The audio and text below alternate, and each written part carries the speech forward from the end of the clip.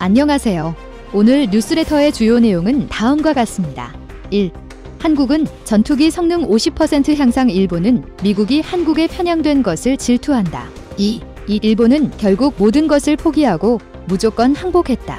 드디어 국산 초음속 전투기 KF-21이 랜딩 기어를 접고 비행에 성공했습니다. 최초 비행 때 랜딩 기어를 내린 채로 비행해 우려하시는 분들이 있었는데, 알려진 바와 같이 이는 단계적인 비행 능력 검증을 위해 계획됐던 부분이며, 두 번째 비행부터는 랜딩 기어를 접은 상태로 비행이 진행된 것입니다. 그리고 이제 내년 초에는 초음속 돌파 비행을 한다고 밝히면서 많은 사람의 기대를 모으고 있는데요. 게다가 그동안 미국과 일본만 기술을 갖고 있었던 AESA 레이더 핵심 전력 소자도 이번에 한국이 미국과 일본의 기술 수준을 뛰어넘어 국산화에 성공했다는 소식까지 나왔습니다. 과연 어떤 내용인지 자세히 알아보겠습니다. KF-21 보라매의 최초 비행을 성공적으로 완료했습니다. 국산 전투기의 전력화를 통해 더 완벽한 전력으로 공증 임무를 완수하겠습니다. 필승! 9월 28일 국산 초음속 전투기 KF-21 최초 비행 성공 축하 행사가 열린 경남 사천 공군 제3훈련 비행단에서 KF-21 조종관을 잡은 안준현 중령이 이종석 국방부 장관에게 격려와 함께 비행 보고를 마쳤습니다. 안중령이 조종한 KF-21 시제기 1호는 이날 지상 임무통제실에 교신과 이륙 허가에 따라 굉음을 내며 활주로를 날아올랐습니다. 2달 전 초도 비행에는 랜딩 기어를 접지 않았지만, 이날은 랜딩 기어가 기체 안으로 들어가는 모습이 포착됐습니다. KF-21에 이어 안전 추적기 임무를 띤 국산 경공격기 FA-50이 뒤따라 이륙했습니다. 두 항공기가 속도를 내면서 순식간에 시야에서 사라졌는데요. 앞으로 한국의 미래를 책임져줄 국산 항공기의 자랑스러운 모습입니다. KF-21은 이날 20분간 성공적으로 비행을 마쳤습니다. KF-21은 지난 7월 19일시 제1호기가 역사적인 첫 비행에 성공했고, 이날 행사는 2달 전 이뤄진 KF-21 첫 이륙을 기념하는 자리입니다. KF-21의 비행 성공으로 한국은 세계 8번째 초음속 전투기 개발 국가가 됐습니다. KF-21은 현재 시 제1호기를 활용해 초기 건전성 시험을 완료한 상태로 영역 확장 시험이 진행 중입니다. 첫 이륙 후 현재까지 약 10여 차례의 시험 비행을 진행했습니다. 2026년까지 비행 시험 2000여 회를 거쳐 체계 개발을 완료할 예정인데요. 이후 2032년까지 양산의 전력화를 목표로 하고 있습니다. 방사청에서도 현재 시험 비행 중인 국산 초음속 전투기 KF-21이 내년 초에는 초음속 돌파 비행이 예상된다고 밝히면서 기대를 모으고 있습니다. 엄동한 방위사업청장은 연합뉴스와의 인터뷰에서 KF-21 시험 비행과 방산 수출, 첨단 기술 전력화 등에 대해 설명하면서 이같이 전망했습니다. 그는 최초 비행을 포함해서 3회는 기본적인 항공기 시스템의 안전성을 확인했고, 이후 본격적인 항공기 성능 확인을 위한 시험 비행이 점진적으로 진행 중이라며, KF-21의 초음속 돌파 시점은 내년 1분기 정도 돼야 하지 않을까라고 말했습니다. 엄 청장은 올해 잦은 비로 수치 비행 횟수가 계획보다 적은 부분은 있으나 길게 기간을 잡고 보면 충분히 극복이 가능하다면서, 전투기를 만들어 하늘에 띄웠는데 처음부터 완벽하게 작동하는 경우는 없다고 말했습니다. 이어 개선사항은 늘 발생할 수 있는 부분이고, 그런 부분을 조치하고 개선하면서 계속 시험 비행을 하는 것이 정상적인 과정이라고 강조했습니다. 또 KF-21 함재기 국내 자체 개발 가능성에 관한 연구 결과도 연내에 나올 예정이라 밝혔습니다.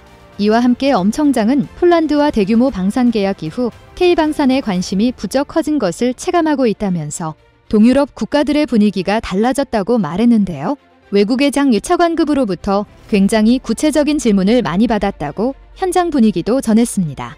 또 K방산 수출 약진의 비결로 우수한 품질, 사용이 편하고 고장이 적은 운용성, 가격 경쟁력 외에 탁월한 운영 유지 능력을 꼽으면서 최근 방한한 호주 장군이 우리 종합정비창의 정비 모습을 보고 호주에도 이런 시설을 꼭 만들어야겠다고 말한 일화도 소개했습니다. 이처럼 한국은 2000년대 초 첨단 전투기 자체 개발을 시작하며 다른 나라들보다 뒤늦게 시작했지만 빠르게 이를 따라잡으며 결국 세계에서 8번째 초음속 전투기 개발 국가가 되었고 항공 선진국으로 발돋움했습니다. 현재 1호기 기준으로 KF-21의 국산화율은 65% 수준이며 상당수의 핵심 부품은 국산화를 했습니다. 이제 엔진만 독자 개발하면 큰 부품들은 모두 국산화되었다고 봐도 무방한데요. 올해 초 본격적으로 제트기용 첨단 엔진 개발까지 선언하면서 KF-21의 국산화율을 대폭 끌어올리겠다고 선언했습니다. 그중에 레이더 기술의 국산화율은 89%에 이를 정도로 굉장히 높은데요. AESA 레이더 기술은 어느 국가도 전수해주지 않으니 직접 개발할 수밖에 없습니다. 그런데 이번에 미국과 일본만 가지고 있던 첨단 부품을 국산화했으며 미국, 일본 제품의 성능보다 뛰어난 제품을 개발해 전 세계가 깜짝 놀랐는데요. 최근 국내 연구진이 순수 국내 기술로 차세대 반도체 핵심 소자로 손꼽히는 질화갈륨겐 전력고자 개발에 성공한 것입니다. 국산 초음속 전투기 KF-21 보라매와 해군 이지스함에 장착하는 AESA 레이더와 전기차에 들어가는 차세대 전력 반도체 소자가 국내 기술로 개발된 것인데요. 최근 한국전자통신연구원 에트리은 세계적인 수준의 S대역 300W급 질화갈륨 전력 소자 기술을 개발했다고 9월 21일 밝혔습니다. 질화갈륨은 통상적으로 반도체 소자로 쓰이는 실리콘에 비해 3배 이상 높은 항복전압으로 고전압 동작에 유리하며 스위칭 속도가 매우 빨라 별도의 에너지 저장 공간이 요구되지 않기 때문에 고전압 전력 반도체에 적합합니다. 또 갈륨 비소 GAAS 대비 7배 이상의 높은 전력 밀도 및 전력 효율을 얻을 수 있어 통신 시스템 효율 개선 및 소형화에 적합합니다. 이 때문에 고출력이 있어야 하는 군사용 레이더, 고주파용 통신 시스템이나 전기 자동차용 전력 시스템 등에 적용이 가능합니다. 향후 산업적, 군사적 활용도가 높은 차세대 반도체 소자로 주목받고 있습니다. 그동안 미국, 일본, 유럽 등의 국가가 질화갈륨 전력고자 부문 기술 개발을 선도해왔는데요. 특히 이 기술은 현재 미국과 일본만 보유하고 있었던 기술로 미길이 보유한 질화갈륨 전력 소자는 평균 250W급이었습니다.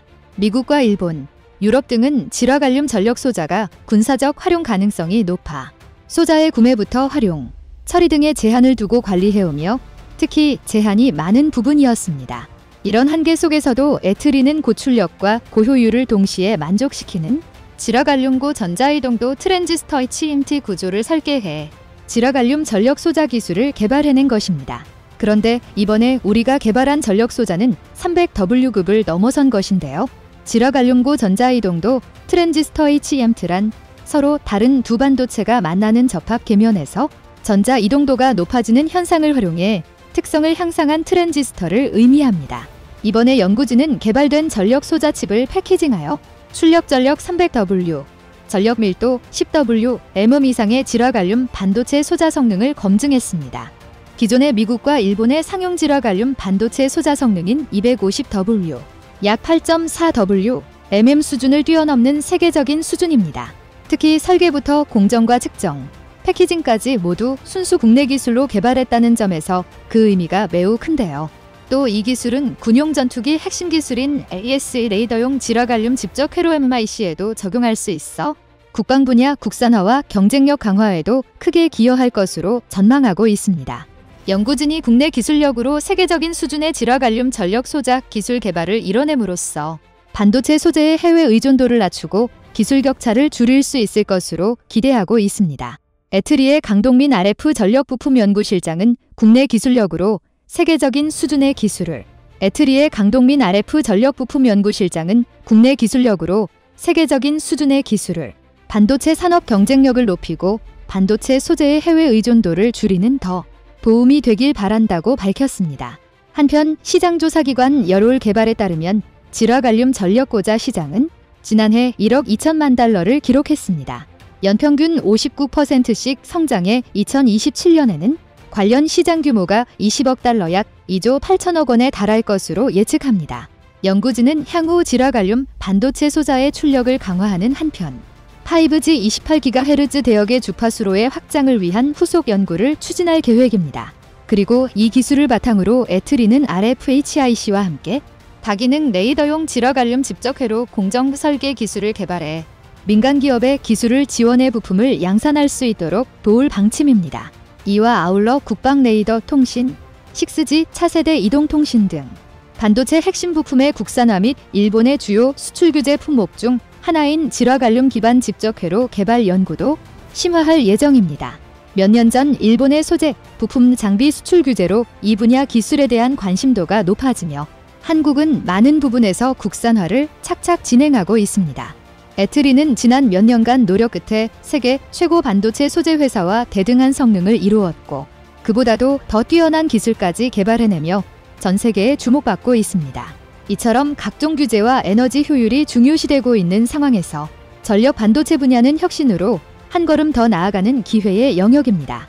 높은 수준의 신뢰성이 요구되는 산업 특성상 국내에서도 꾸준히 기술 역량을 축적해 나가 여러 가지 군사 무기들에 적용해 자주국방과 강력한 대한민국을 만들 수 있을 것 같습니다. 북한이 올 들어 벌써 18번째 미사일 도발을 감행한 가운데 최근 일본 내에서는 한국군 당국과 계속해서 어긋난 정보 판단을 내리고 있는 자국 정부를 향해 날선 비판이 속출하고 있는 상황인데요.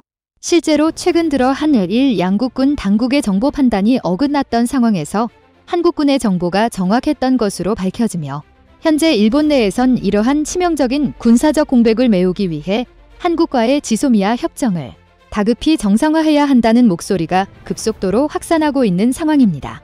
그런데 여기에서 한 가지 재미있는 사실은 지난 2019년 당시 일본의 일방적인 수출 규제에 대해 우리 정부가 강력하게 반발하며 지소미아 종료라는 초유의 카드를 꺼내 들었을 당시만 해도 수많은 일본인은 애초에 한국에서 나오는 저질 정보 따위는 필요가 없다 라면서 일본의 훌륭한 방위력으로 이를 충분히 극복할 수 있다 호언장담해왔다는 것이었습니다. 그러나 이런 일본인들의 어처구니 없는 호언장담들이 무색하게도 이처럼 현재 수많은 일본인이 발작에 가까운 반응을 보이며 다급히 한국과의 지소미아 협정 정상화를 외칠 수밖에 없었던 결정적인 이유가 최근 밝혀져 일본 전역을 발칵 뒤집어 놓은 상황입니다. 사건의 발단은 지난 3일 북한이 오전 7시 30분경 약 35분여 동안 평양과 순안 등 4개 지역에서 단거리 탄도미사일 8발을 발사하면서부터 시작되었는데요. 그런데 발사 당시 한국합동참모본부는 즉각적으로 북한이 미사일을 8발 발사했다 라고 밝혔지만 같은 날 일본 방위성은 북한이 탄도미사일을 최소 6발 발사했다. 한해일군 당군 간 발표에 무려 2발이나 차이 나버리는 초유의 사건이 발생해버린 것이었습니다. 심지어 발표 당시 일본의 방위성조차 자국이 보유한 정찰 능력의 한계를 느꼈던 것인지 뜬금없이 발표 말미에 6발 이외에도 추가적인 미사일을 발사했을 가능성이 있다 라는 추잡한 여지를 남겨버리자 이에 분노한 일본인들의 엄청난 분노가 폭발하고 있는 상황입니다.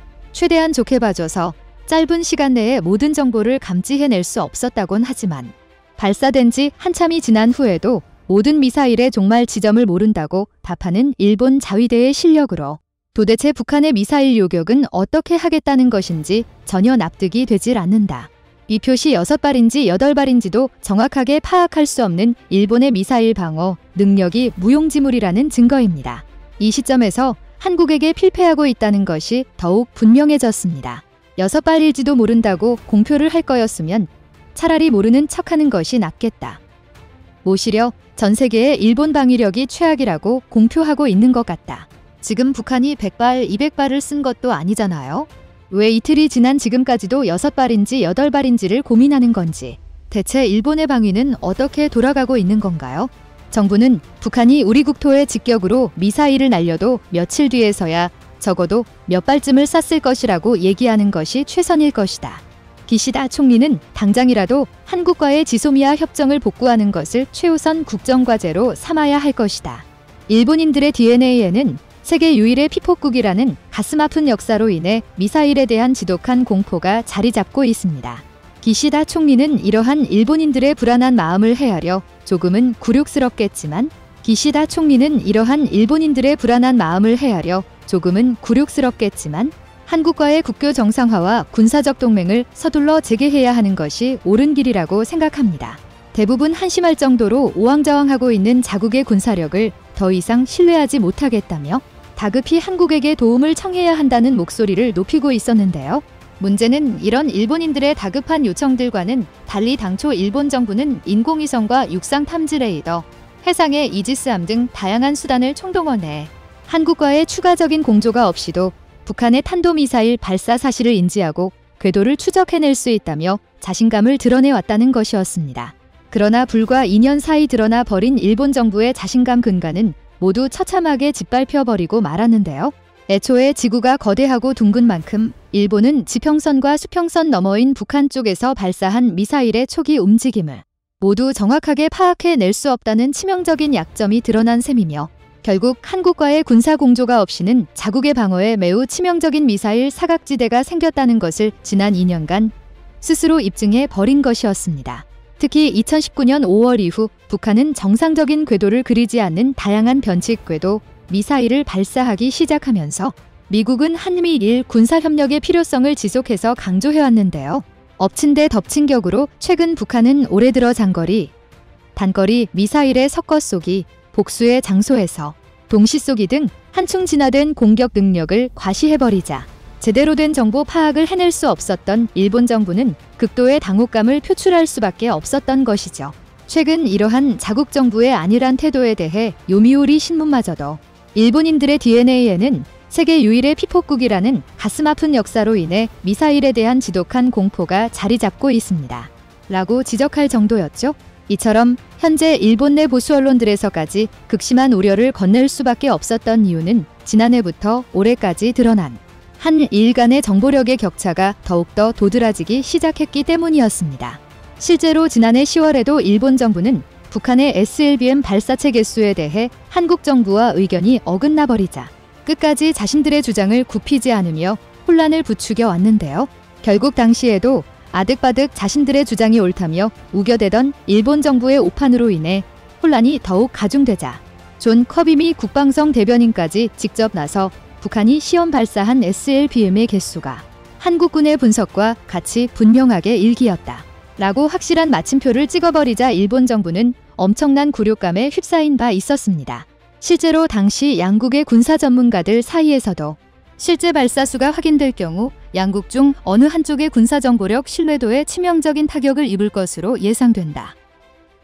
분석을 내놓은 바 있었기 때문이었는데요. 심지어 안보와 관련된 매우 민감한 현안에 대해 미 국방성이 이례적으로 공식적인 자리에서 일본이 틀렸고 한국군이 확인한 사실이 정확했음을 강조해 더 큰 충격을 안겨주었습니다.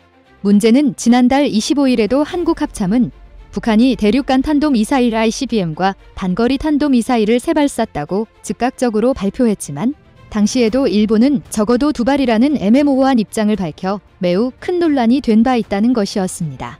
심지어 해당 사건이 더욱 엄청난 논란으로 확산할 수밖에 없었던 이유는 바로 이미 당시에도 일본 자위대가 북한의 미사일 개수를 여러 차례나 놓치고 있는 것을 넘어 이제는 정확한 궤도까지 탐지해내지 못하고 있음이 전 세계에 드러났기 때문이었습니다. 실제로 일본 방위성은 지난달 11일 합참과 같이 북한이 탄도미사일을 3발 발사했다고 밝혔지만 비행거리와 관련해서는 통상의 탄도궤도라면 약 350km 정도 비상하고 낙하했을 것이라고 답한 것이었는데요. 이는 북한의 탄도가 변칙적인 움직임을 보여 종말 단계 궤도 추적이 이뤄지지 못했음을 사실상 시인한 것이나 다름이 없는 것이었죠. 결국 이처럼 반복되는 일본 방위성의 역대급 허튼 짓으로 인해 최근 미국은 한일 양국이 맺어온 유일한 군사협정인 지소미아 체계가 꼭 필요하다는 것을 더욱 강조하고 있는 상황입니다. 현재 미국은 러시아를 상대하면서도 동시에 중국을 견제하기 위해 악마와도 손을 잡을 것 같은 기세인데 일본 방위성의 이러한 연이은 허튼 짓은 중국이나 북한의 미일 동맹의 약점을 고스란히 드러내는 것과 같기 때문입니다. 그러나 문제는 지난 2년간 일본의 무수한 허튼 짓들 속에서 밝혀진 바와 같이 지소미아라는 한일 양국의 군사협정 체계가 생각만큼 양국 모두에게 군사적 이득을 가져다 주는 것이 아닌 유독 일본에 더욱 필요한 군사협정 체계라는 것이 드러나 버렸다는 것이었습니다. 실제로 우리 정부가 지소미아 협정 파기라는 초유의 카드를 꺼내들었던 근거가 바로 이와 같은 비대칭 정보체계에 대한 불만 표출이기도 했었는데요. 2019년 당시 청와대 내부에선 지소미아의 연장 여부를 논의하기 시작한 단계부터 정보의 비대칭성 문제가 매우 심각하다는 주장을 제기해왔습니다. 앞서 2016년 11월 지소미아가 체결된 이후 양국 간 정보 교류가 이뤄진 횟수는 무려 29회나 이루어졌었지만 이 가운데 한국이 일본으로부터 받은 정보의 양이 극히 적다는 것이 불만 사항으로 지적되어 왔습니다. 심지어 당시 NSC 국가안전보장회의 관계자까지도 2018년도에는 사실상 정보 교류 수요가 없었고 최근 북한의 단거리 미사일 발사로 인해 일본 측이 우리에게 요구한 안보 정보 교류 수요가 더욱 늘어난 것이 전부라고 답했을 정도였죠. 결과적으로 북한의 중 단거리 미사일 도발로 인해 한국의 정보 가치가 상당히 높아졌음에도 불구하고 일본의 아나무인 격태도와 비대칭적 정보 공유 상황에 대한 불만이 지소미아 협정 파기라는 결과로 폭발해 버린 것이었습니다.